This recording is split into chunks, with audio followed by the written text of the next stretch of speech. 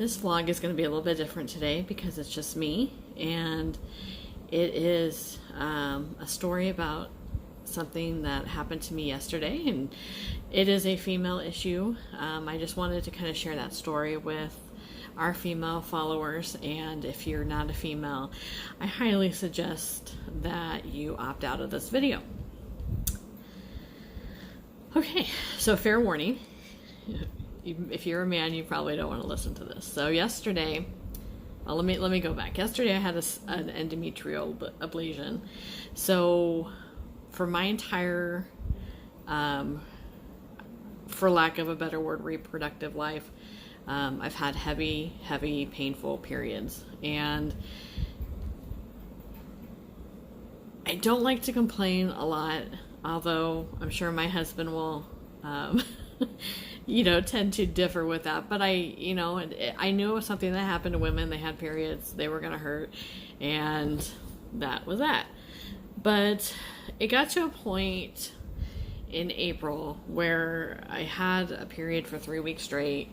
It was very heavy. I had never felt so weak from a period, and my mom had similar issues growing up. I think when she turned 40 or around that time, she had that same issue where she was just having a continuous period over and over again. And they actually, for her, they did multiple DNCs, and then they ended up doing a hysterectomy because she had actually had fibroids in her uterus, so they had to take that out. So one area you will find I panic a lot of is if I have something that happens to me that's very similar that happened to my mother, I tend to freak out just a little bit. My mom passed away, it's 18 years. I try not to keep track of it anymore just because it is obviously something I don't want to be reminded of. But if I have a symptom or something that happened to my mom, I tend to kind of pay attention, maybe freak out, and maybe actually seek treatment for it. So I found a doctor here in Orlando. I think it'd been a couple years, probably 2 years since I had a pap smear even. And when I went to her, she, did a regular exam. She didn't see anything, from the standard pap smear. So she said she wanted to do a hysteroscopy. In the office here, they do a lot of procedures in the office. I had a hysteroscopy, I want to say about 15 years ago, and they did it in an outpatient hospital, so that was a little different to me. But so I'd seen the doctor at the end of April. With the schedule, I wasn't able to get my hysteroscopy till the second week of June, which was a little disappointing, but she did put me on progesterone, which helped lessen the bleeding and got me back to a kind of a regular cycle.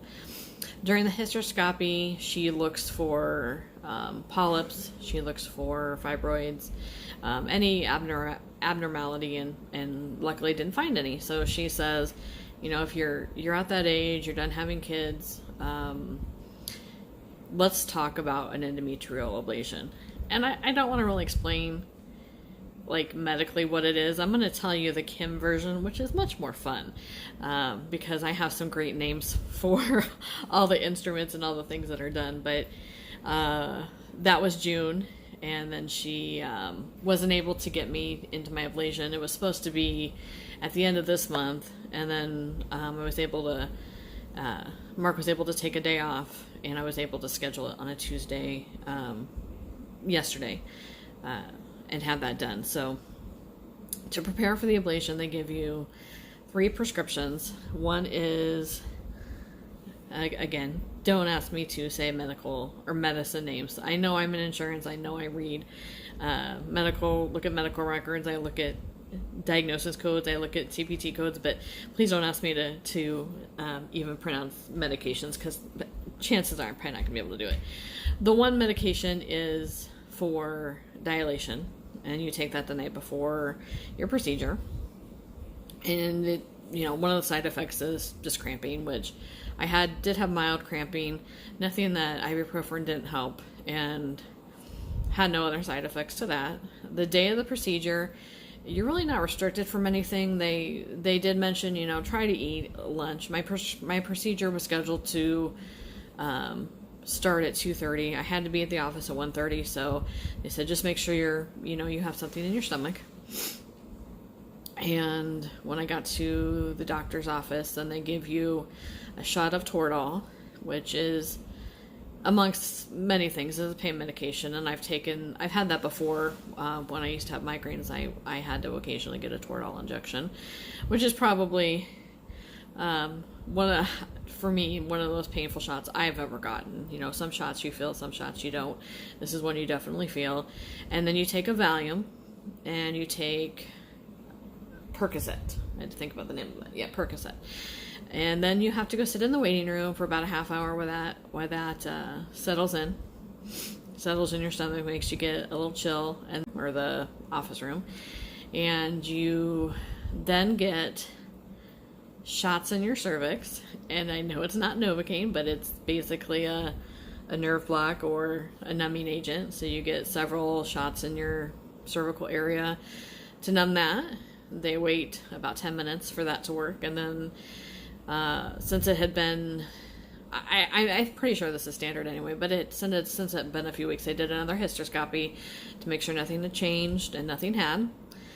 Then they did the ablation, and this is where the Kim terms get funny. The ablation is done, obviously my cervix hadn't dilated enough, so they had to try to kind of get it to open up just a little bit more. I'm pretty sure they still have a speculum in, and then they have another thing in to keep you open.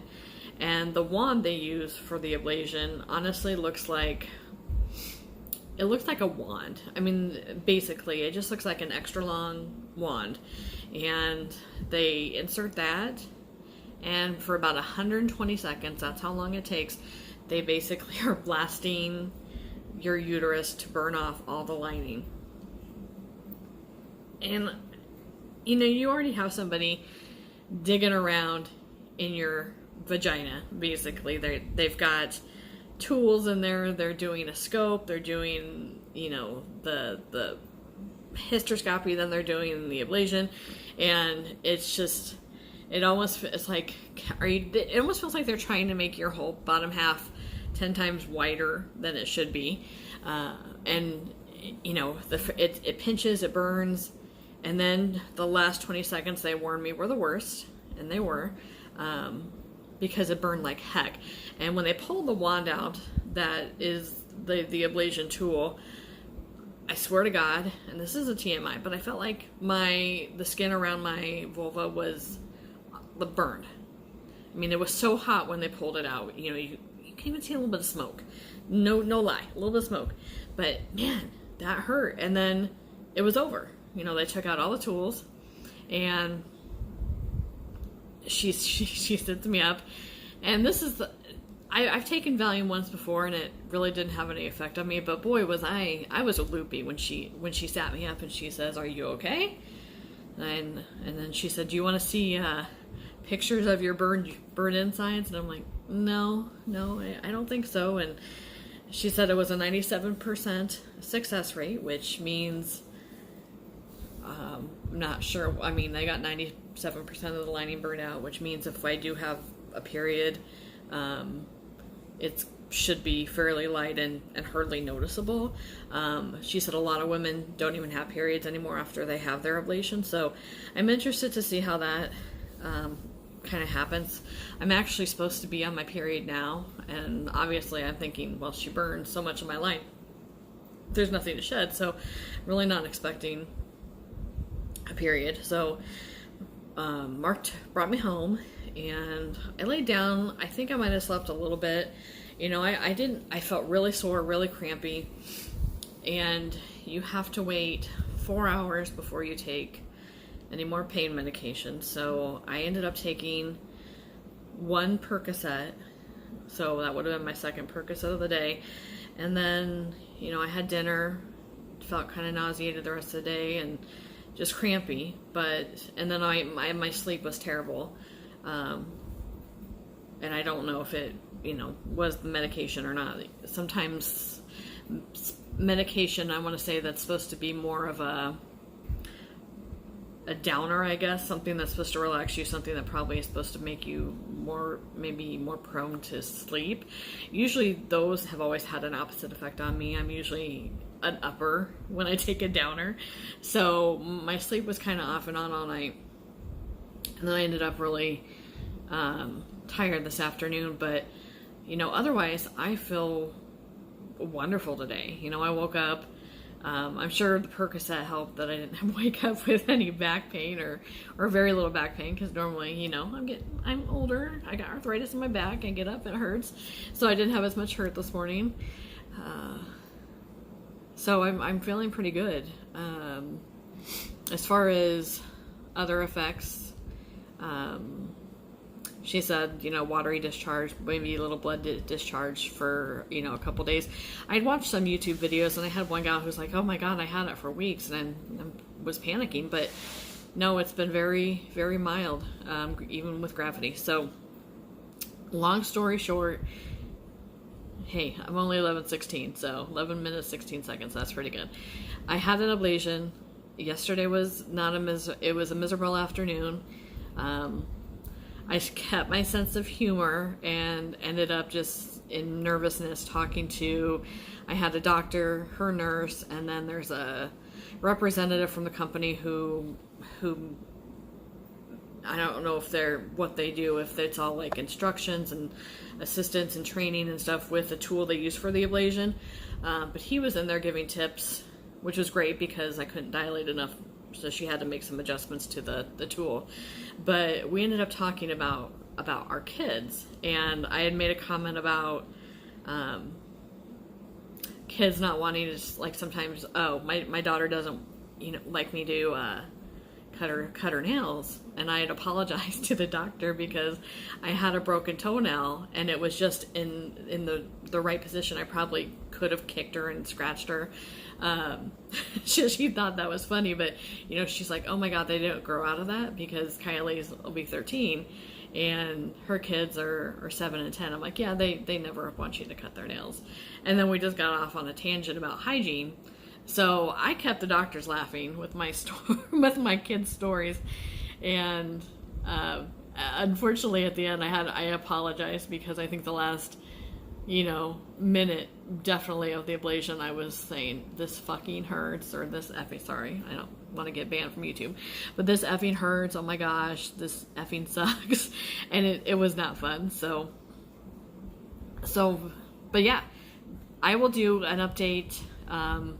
I have the post follow-up in 6 weeks. They want to see, did you have a period? If you did, what was it like?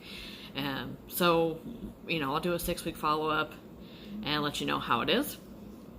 But that's my ablation story, and obviously this is why I'm doing it alone, because guys don't care about that. I do have some plans this week for rants and raves. Mark is working some overtime this week, so I don't know if he's going to be up for it or if I'm going to do this myself, but I do have a rant and rave coming up this week regarding back to school, and so we should have another video up, possibly with the two of us. But that's my ablation story. If you are thinking about having it and you want real talk and a real graphic description of it, call me, let me know. But the ablation was 2 o'clock yesterday afternoon. Like I said, I felt really good today. I had a couple times where this afternoon where I was really crampy, but I noticed that if I had to go pee, don't wait, because that was a trigger for me, because I waited a few minutes longer than probably I should have. So when I sat down to go, I did have some pain and some cramping in that area, but other than that, it's pretty good. So I can't wait to hopefully be period free. And thanks for watching. We will see you later this week with rants and raves, and I guess that's it. Thanks for watching, and in true nature of our vlog, stay out of trouble.